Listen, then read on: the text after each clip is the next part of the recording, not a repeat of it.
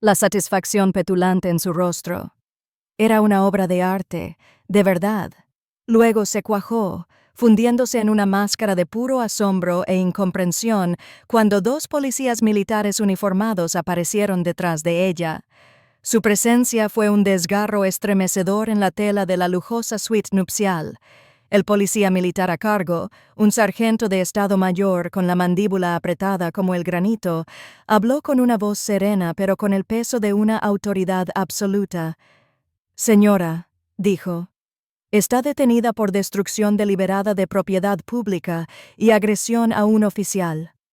Mi prometido, James, se quedó boquiabierto, con la voz entrecortada al preguntar, «¿Oficial?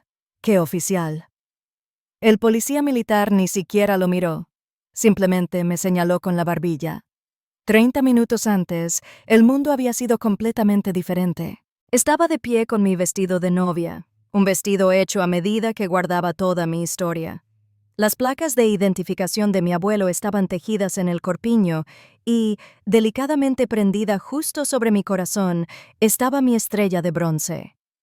Fue entonces cuando mi futura suegra, Sharon, una mujer que valora el valor y la herencia, no la integridad, empezó a rodearme como un tiburón.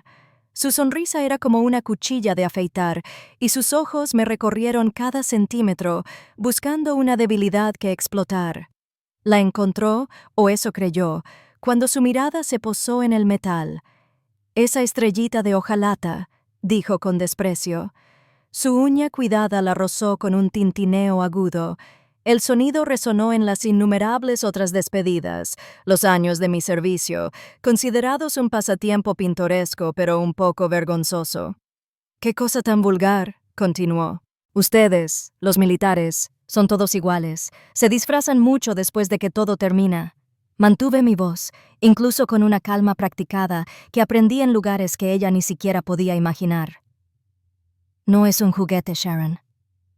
Su risa era un sonido áspero y chirriante que llenó la habitación.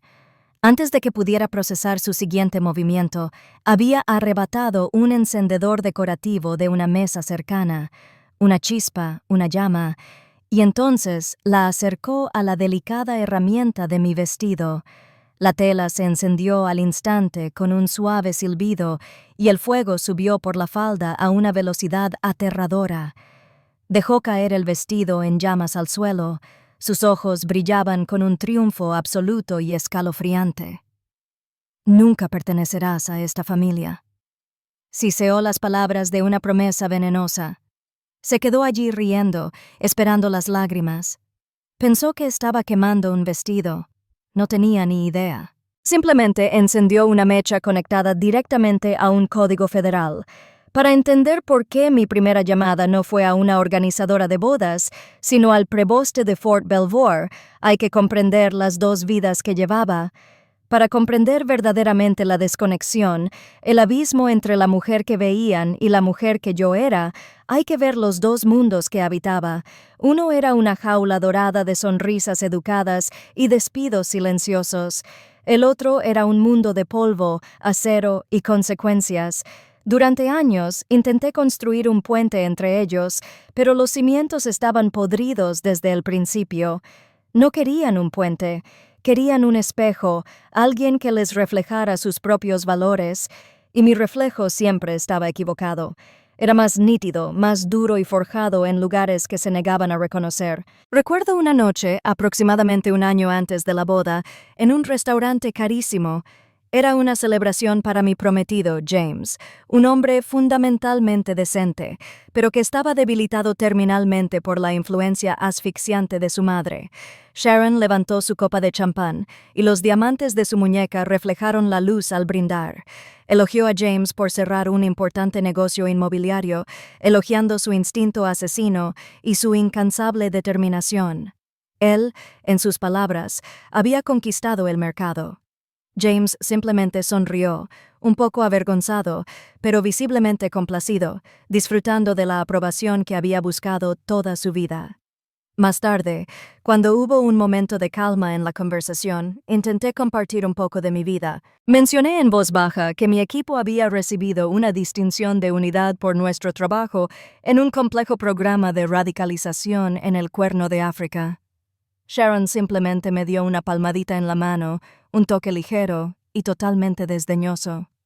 «Oh, qué bien, cariño», dijo, con la voz cargada de condescendencia, como en un pequeño club de debate. «Qué bueno que tengas pasatiempos para mantenerte ocupado». ¿Pasatiempos? La palabra quedó flotando en el aire. Otro pequeño corte nítido para añadir a la colección.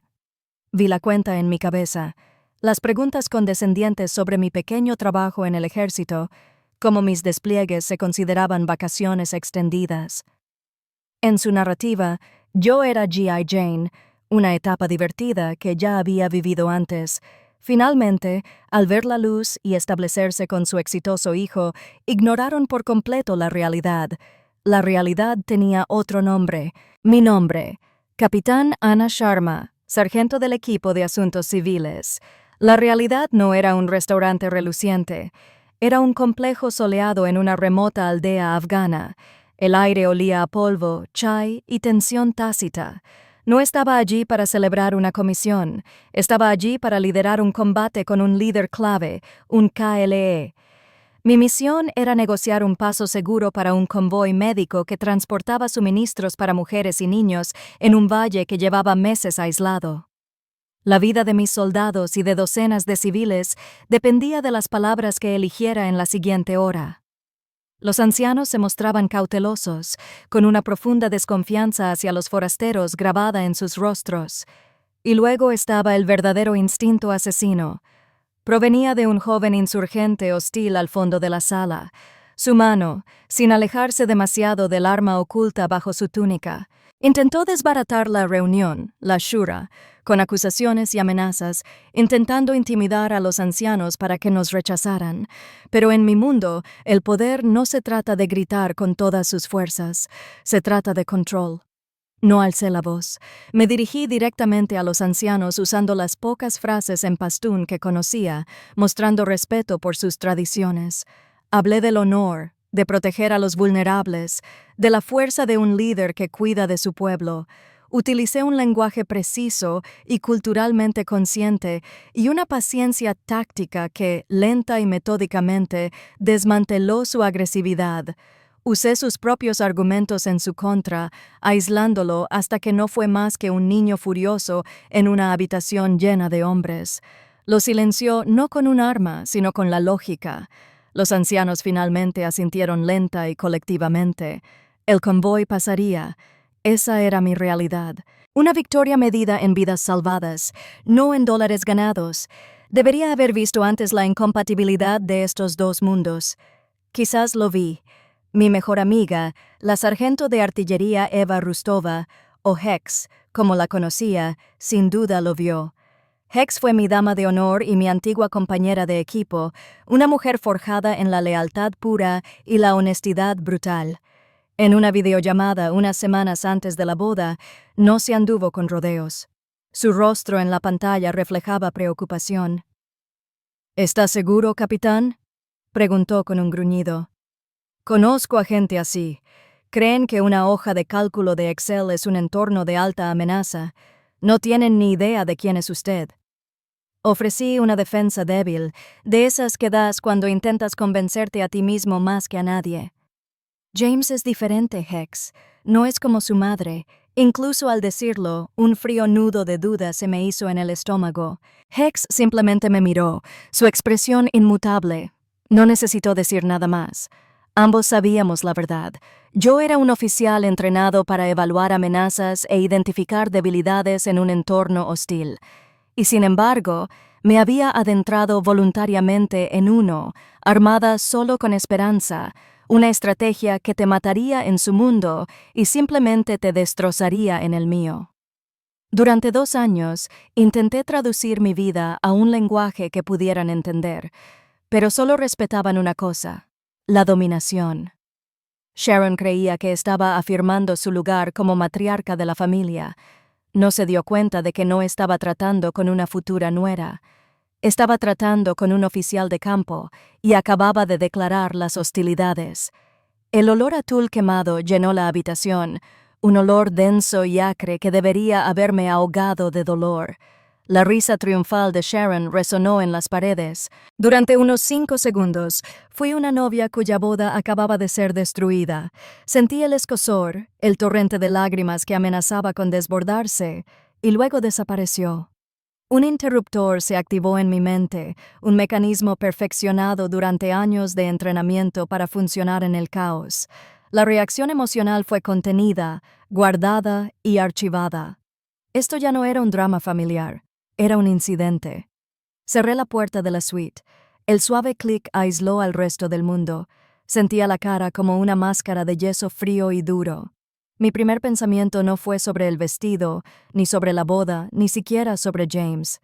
Fue una sola palabra clínica: jurisdicción. Vi un mapa mental, como el que usábamos para la planificación operativa. El lugar, con su antiguo estilo histórico, se convirtió de repente en un punto de interés táctico. Con frecuencia albergaba bailes militares y ceremonias de jubilación, y lo más importante, estaba a 7,6 kilómetros de la puerta principal de Fort Belvoir. Esa era mi oportunidad. Ese era el error fatal que ella había cometido.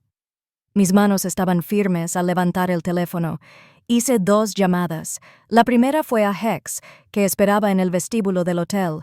No había lugar para el pánico en mi voz. Era baja, uniforme y carente de toda emoción. Se requiere testigo en código hexadecimal para la suite nupcial negra. Era nuestro antiguo código de campo.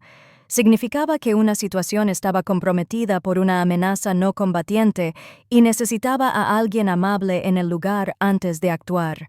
No hizo preguntas, solo escuché un discreto copia de ese capitán en camino. La segunda llamada fue a la oficina del preboste de Fort Belvoir.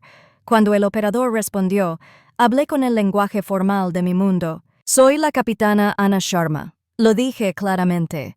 Necesito reportar un incidente que involucra agresión y destrucción intencional de propiedad del ejército de los EUU. No dije vestido de novia. Dije destrucción de mi acutra de servicio, incluyendo una medalla otorgada por el gobierno federal. Un vestido es un artículo personal, pero un uniforme, una medalla, eso es un insulto a la institución, y la institución tiene una memoria muy larga. Con calma, le di al operador el nombre y la descripción de Sharon, confirmando que ella era la perpetradora, que seguía en el lugar y que no representaba una amenaza física inmediata. La trampa ya estaba tendida, con todas las piezas en movimiento. Mi última instrucción fue un mensaje a Hex diciéndole que se encontrara con la patrulla en la entrada de servicio y los acompañara por una escalera privada, evitando por completo a los invitados. No se trataba de una venganza caótica, se trataba de precisión quirúrgica. Sharon esperaba histeria. Estaba preparada para una pelea a gritos. Para lo que no estaba preparada era para el protocolo. No tenía ni idea de que, mientras se lamentaba frente al espejo, mi respuesta ya circulaba por un sistema que no podía intimidar, sobornar ni menospreciar. No me molesté en intentar rescatar el vestido. Yacía en el suelo, hecho un montón de encaje ennegrecido y tristeza, un funeral por la vida que creía desear.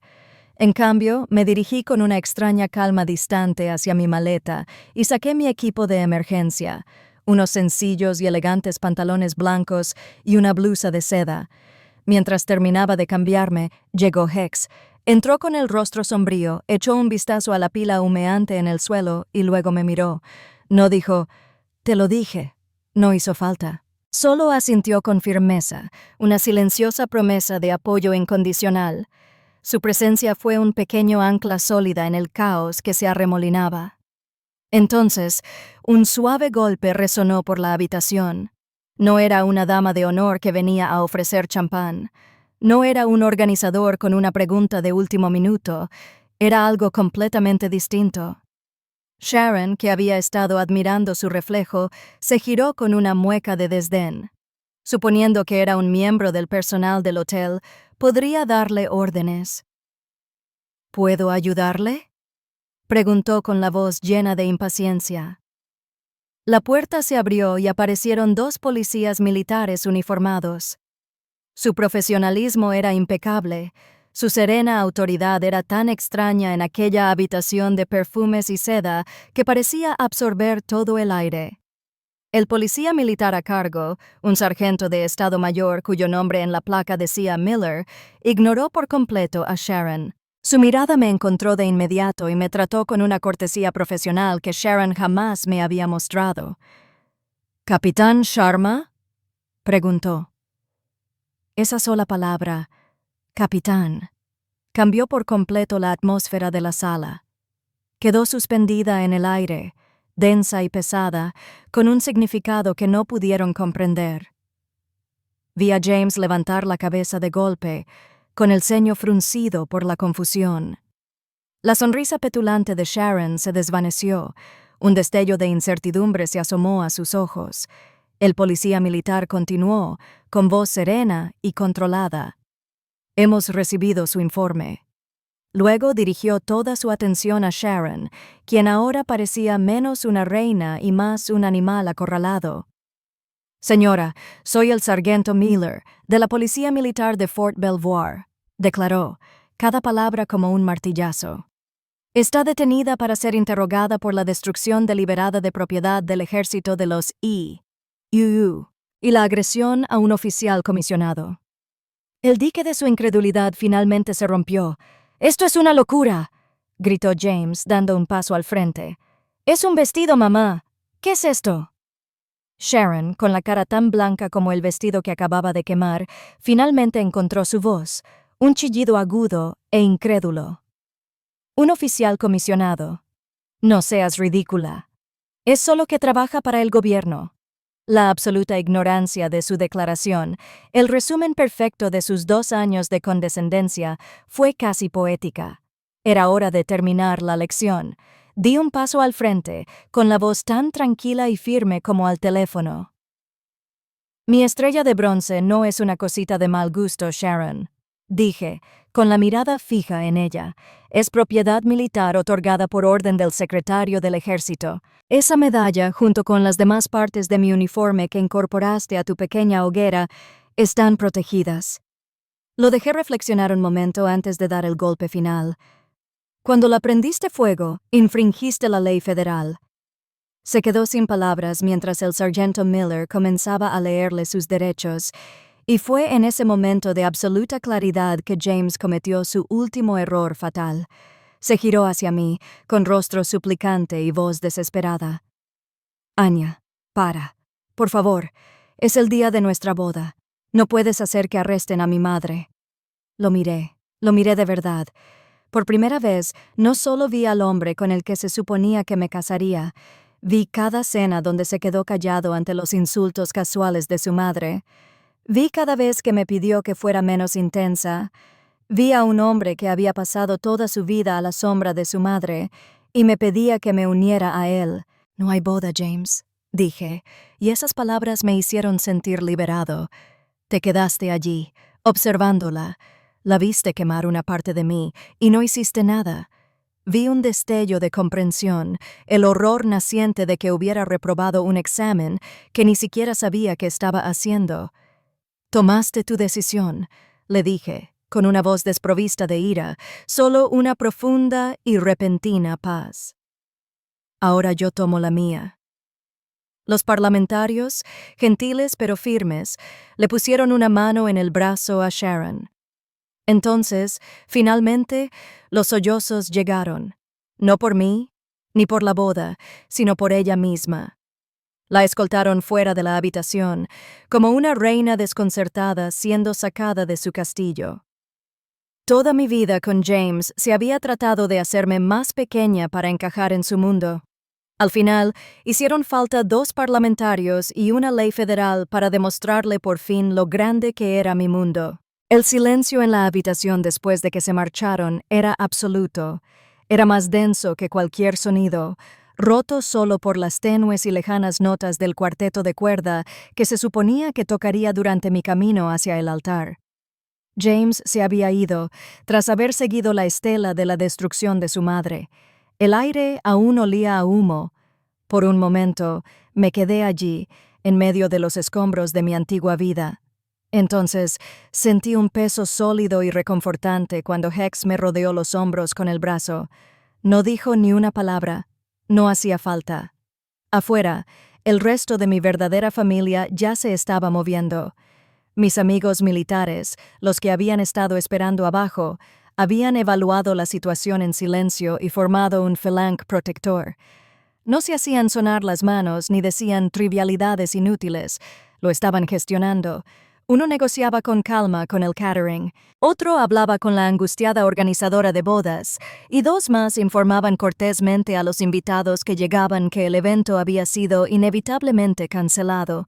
Se movían con la silenciosa eficiencia de un equipo bien entrenado, gestionando el caos con una competencia que les era instintiva. No hubo lágrimas, no hubo gritos ni drama, solo una profunda y cristalina sensación de claridad. La boda había terminado, pero mi vida apenas comenzaba. Un año después, el humo hacía tiempo que se había disipado. La mujer que estaba en una sala de reuniones del Pentágono se parecía poco a la que estaba en la suite nupcial. Mi placa decía Mayor Sharma. Ya no era un invitado en un mundo ajeno. Estaba al mando del mío propio. Presidía una larga mesa de conferencias guiando a mi equipo en un complejo análisis estratégico. Cuando un joven teniente tenía una pregunta, me llamaba señora. Y el respeto en su voz no nacía de la obligación ni de los lazos familiares. Se lo había ganado. Era real. El capítulo con Sharon y James se había cerrado, no con emoción, sino con la fría y satisfactoria conclusión de un informe legal. Había leído el informe de disposición final. Sharon se había declarado culpable de destrucción de propiedad pública para evitar el cargo de agresión grave. Su sentencia fue de 2 años de libertad condicional federal, una multa de restitución de $10,000 pagada directamente al Tesoro de Estados Unidos y una prohibición permanente e irrevocable de entrar en cualquier instalación militar del mundo. En cuanto a James, no enfrentó cargos formales. Su castigo fue más discreto. Su legado, antaño el centro del universo de su madre, quedó manchado para siempre por su deshonra pública, una herencia vacía que tuvo que administrar solo. Descubrí que mi herencia era algo completamente diferente. La encontré un jueves por la noche en un pub lleno de gente a las afueras de la base. Estaba sentado en una mesa grande con Hex y media docena de militares, hombres y mujeres con quienes había servido y a quienes les había confiado mi vida. El ambiente estaba cargado de risas y de la camaradería relajada de quienes se entendían sin necesidad de dar explicaciones. Intercambiamos historias, no sobre carteras de valores ni transacciones inmobiliarias, sino sobre tormentas de arena en Djibouti y las absurdeces de la burocracia militar. Estas eran las personas que sabían lo que realmente significaba esa estrella de bronce. Me habían visto en mis peores momentos y me respetaban por mi fuerza. Aquí nunca tuve que cambiar de opinión, nunca tuve que hacerme más pequeño o menos intimidante para ser aceptado. Esta era mi familia. Una familia no de sangre, sino de elección, forjado en el fuego de la experiencia compartida y la confianza inquebrantable. Aquí era donde pertenecía. Una noche, estaba haciendo una limpieza rutinaria de mi cuenta de correo electrónico, eliminando el correo basura y el spam. Entre una oferta promocional y una estafa de pesca, vi un mensaje. El remitente era James. El asunto solo tenía 2 palabras. Lo siento mucho. Lo miré un buen rato, con el dedo sobre el ratón.